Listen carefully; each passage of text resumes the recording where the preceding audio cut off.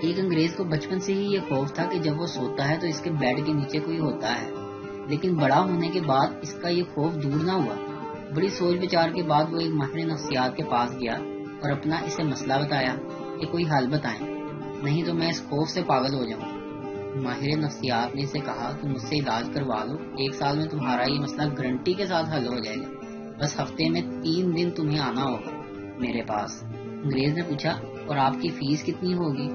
$200 فی وزٹ، ماہر نفسیات نے بتایا۔ چلیں میں سوچ کر بتاتا ہوں، انگریز بولا۔ پھر کوئی 1 سال بعد اس گورے اور ماہر نفسیات کی کسی فنکشن پر ملاقات ہوئی تو ماہر نفسیات نے پوچھا کہ تم آئے نہیں میرے پاس؟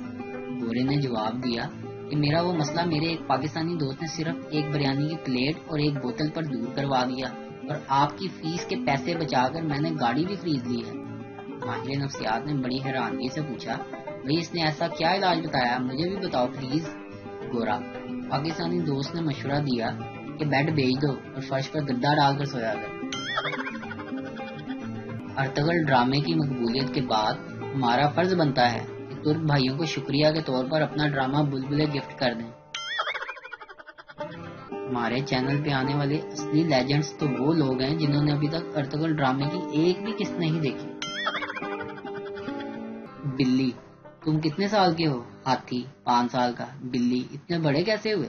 ہاتھی: نیڈو پیتا ہوں، بہترین نشو نما کی 10 خوبیوں والا۔ اور تمہاری عمر کیا ہے؟ بلی: 30 سال۔ ہاتھی: اتنی چھوٹی کیسے ہو؟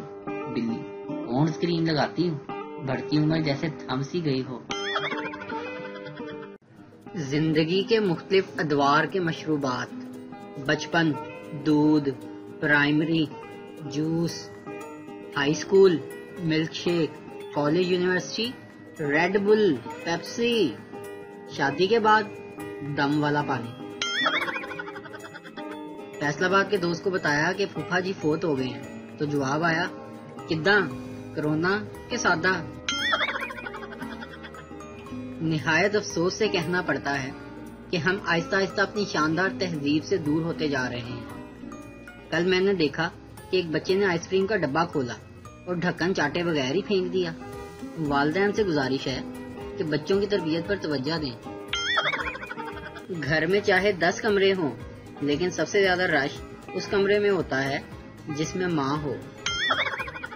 ایک جگہ پر نا سست دوستوں کا جو ہے نا ٹورنامنٹ ہوا کہ ان میں سب سے زیادہ سست کون ہے، تو پتہ کون جیتا؟ میرا دوست۔ اور کیسے جیتا؟ وہ گیا ہی نہیں۔ ایک مشاعرے میں محفل میں ایک شاعر اپنا کلام سنا رہا تھا، اسی دوران ایک اعلان ہوا کہ اشرف بھائی جہاں بھی ہیں فوراً اپنے گھر چلے جائیں، ان کی اہلیہ ان کا انتظار کر رہی ہیں۔ اشرف بھائی اٹھ کر جانے لگے، تبھی کچھ دور بیٹھی ان کی بیوی بولی، بیٹھ جاؤ بیٹھ جاؤ، میں یہ دیکھ رہی تھی کہ مشاعرے میں ہی آئے ہو یا کہیں اور تو نہیں گئے۔ کینسل ہونے کے بعد پوزیشن ہولڈرز پریشان ہیں اور جن کو فیل ہونے کی امید تھی وہ خوش۔ یہی تو خان صاحب نے کہا تھا، نیچے والے طبقے کو اوپر لاؤں گا۔ سیانے کہتے ہیں ماں ایک عظیم درسگاہ ہے، اسی لیے میں نے سوچا ہے اپنے بچوں کے لیے 3-4 درسگاہیں بناؤں گا۔ آج میں نے اپنے دوست کو بڑی شوخیاں مارتے ہوئے بتایا کہ میں نے جب بھی پہنا ہے برانڈ ہی پہنا ہے۔ میرے دوست نے جواب دیا، آہو جی، اسی بھی برانڈ ہی پایا ہے ہمیشہ۔ لیکن جو اس نے شرٹ پہنی ہوئی تھی تو اس کو دیکھتے ہوئے میں نے کہا، یار یہ شرٹ تو میں نے لنڈے میں دیکھی تھی۔ تو آگے سے میرے دوست نے جواب دیا، تم لنڈے میں کیا کر رہے تھے؟ اوہ نو! آج میں نے بازار میں ایک جگہ دیکھا کہ عمران خان کی تصویر لگی ہوئی ہے اور کچھ بچے اس کے اوپر پھول چڑھا رہے ہیں، پیسے نچھاور کر رہے ہیں۔ تو میں نے وہاں پر کھڑے ایک آدمی سے پوچھا، یہ کیا ماجرا ہے؟ کہنے لگا، یہ نون لیگی دور کے بچے ہیں جو مسلسل 4-5 سال سے فیل ہو رہے تھے اور اس سال عمران خان کی مہربانی سے یہ پاس ہو گئے ہیں۔ تبدیلی آ نہیں رہی، تبدیلی آ گئی ہے۔ مستقبل میں اگر بہو کو کھانا بنانا نہیں آتا ہوگا تو ساس کہے گی، لاک ڈاؤن میں کچھ نہیں سیکھا نالائق۔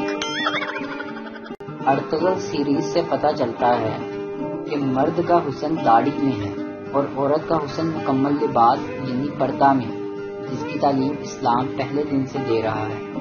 وہ پاکستانیوں، پورے لباس میں بھی حسن کو عزت کی نگاہوں سے دیکھنا۔ ہم نے راتیں جاگی تھیں FSC میں، اور یہ بچے لاک ڈاؤن کے دنوں میں لٹو کھیلتے ہوئے پرموٹ ہو گئے۔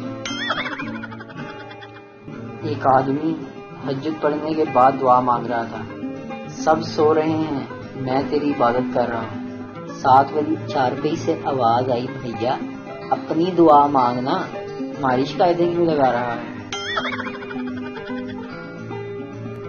اردو سپیکنگ باپ اپنے بیٹے سے، بیٹے جلدی سے سو جاؤ اب ورنہ تمہاری پٹائی لگاؤں گا۔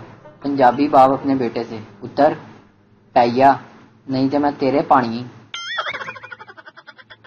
شیخ صاحب آفس سے گھر پہنچے تو بیوی لا کر بولی، آج ہماری شادی کی پہلی سالگرہ ہے، میرے لیے کیا گفٹ لائے ہیں؟ شیخ صاحب اپنی بیوی کو گلی میں لے گئے، وہاں ایک سرخ رنگ کی نئی کور گاڑی کھڑی تھی۔ شیخ صاحب نے اس گاڑی کی طرف اشارہ کر کے بولے، وہ گاڑی دیکھ رہی ہو نا؟ بیوی، اے اللہ سرخ رنگ والی؟ شیخ صاحب بیوی کو باہوں میں بھر کر بولے، ہاں اس کلر کی لپسٹک لایا ہوں تمہارے لیے۔ انسان اتنی جلدی بخار ہونے پر دوائی نہیں ڈھونڈتا جتنی جلدی فون کی بیٹری ختم ہونے پر چارجر ڈھونڈتا ہے۔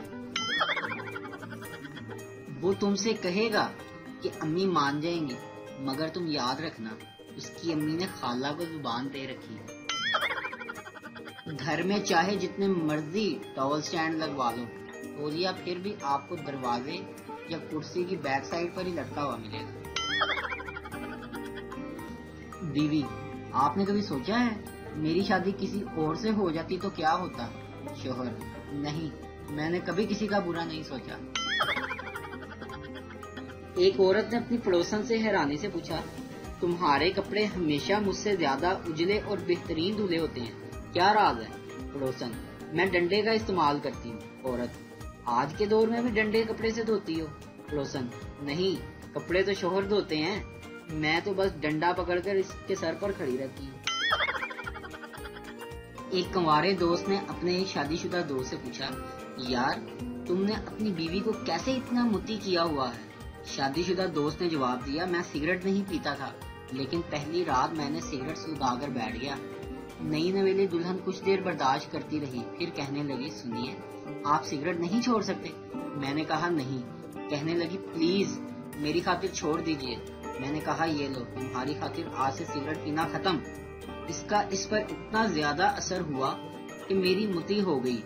ہمارے دوست کی شادی ہوئی، اس نے بھی یہی فارمولہ آزمایا، سگریٹ وہ بھی نہیں پیتا تھا، لیکن شادی کی پہلی رات سگریٹ سلگا کر بیٹھ گیا۔